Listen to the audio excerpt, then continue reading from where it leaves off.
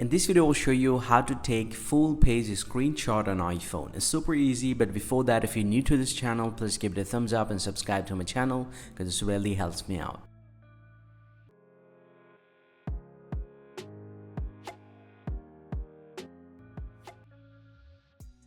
Well, so now to take full page screenshot, the very first thing I'm going to do, I'm going to open up my Safari browser and I'll get to see I'm on the Apple website, and let's say I just want to take a full page screenshot from here. Now to do that, all you have to do, go to the very top right here and then take a normal screenshot. I'm going to press the power and the volume up button together to take the screenshot, and once it gets taken, go ahead and select the screenshot from here, and from this option he'll get to see the full page option. So just need to select the full page and he'll get to see the preview from here. This is the full page, and then tap on done here, tap on save to photos.